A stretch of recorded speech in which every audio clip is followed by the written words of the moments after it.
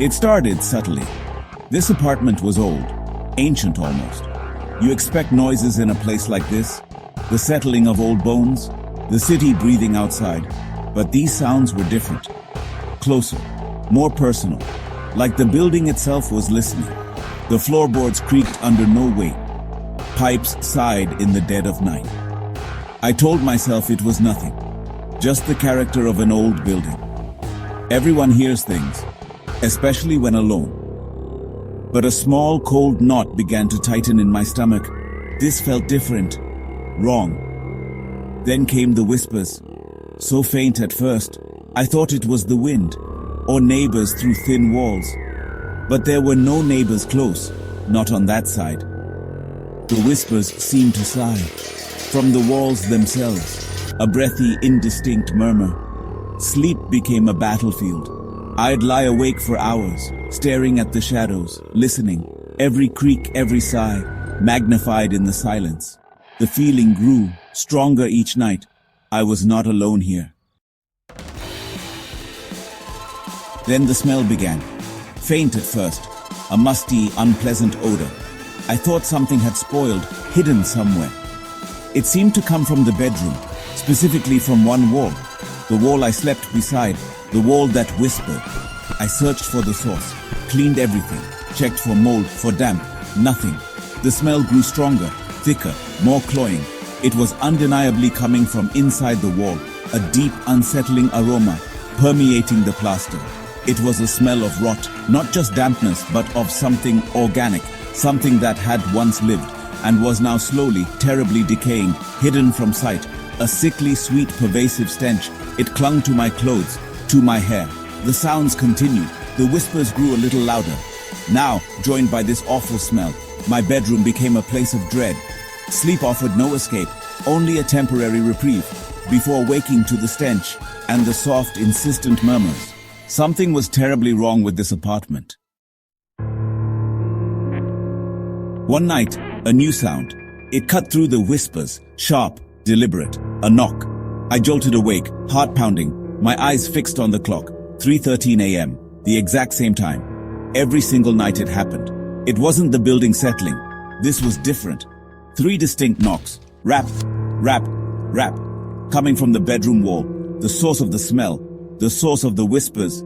It was a pattern, a signal perhaps, driven by a desperate mix, fear and a strange curiosity. A need to understand, or maybe just to stop it. I found myself approaching the wall, hand trembling. I knocked back. 3 soft taps, my own foolish invitation. Silence answered me, a heavy, breathless pause. The air in the room grew cold, colder than before. Then a single hard knock from the other side. It reverberated through me, a clear response. I knew then I had made a mistake. The nightmares started soon after, vivid, horrifying. They always featured the wall. Sometimes it was breathing, sometimes hands pressed out from it. I'd wake up screaming, sweat soaking the sheets, the smell of decay stronger. The whispers, clearer now. They were calling my name, a soft sibilant hiss coming directly from the wall. My name over and over, a chorus of faint voices, beckoning, enticing. It was no longer just sounds, it was communication, and it wanted me. One morning I saw it, a faint, damp outline on the plaster of the bedroom wall. The shape of a hand, small, almost childlike, pressed from the inside. I touched it. The wall was warm there, a sickening, unnatural warmth. The handprint faded by noon, but the warmth lingered for hours. A phantom touch. The whispers grew more insistent, more personal. They knew things about me, things I'd never told anyone. The fear was a constant companion now. Sleep deprivation made it worse. Sleep became a distant memory, replaced by a state of hyper-awareness. Every shadow danced with menace. Every reflection in the glass showed a face that wasn't quite mine. Eyes wide with terror, dark smudges beneath them, a stranger staring back. Was I losing my mind? Paranoia wrapped its cold fingers around me. I questioned everything, my senses, my sanity. Was this real, or was the apartment simply a catalyst for a breakdown? The line between reality and nightmare had become impossibly thin. almost invisible. I tried to fight back, to reclaim my space, my sanity. I dragged furniture across the room, bookcases, the dresser, anything heavy, piled it against the offending wall, a desperate physical barrier. If I couldn't see it, hear it, maybe it would stop. Maybe it would leave me alone. The wall responded, not with silence, but with fury. The furniture shuddered, then slid slowly away, scraping across the floor, propelled by an unseen force. A low growl vibrated through the room. The knocking returned, louder, angrier. It was not just in the wall. It was the wall. My only thought was escape. I had to get out. I threw clothes into a bag, keys trembling in my hand. I reached the front door, turned the deadbolt, pulled the handle. It wouldn't budge. Locked, sealed. From the outside or from within. The walls around me seemed to ripple.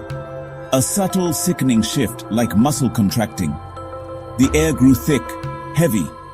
The smell of decay was everywhere now, overpowering, suffocating. The apartment was breathing. A slow, rhythmic pulse. It was alive.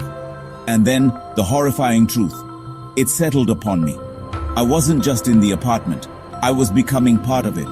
The whispers were no longer external. They echoed inside my own head. Its thoughts, its hunger. I was trapped, consumed. Another layer to its ancient horror. So I tell you this.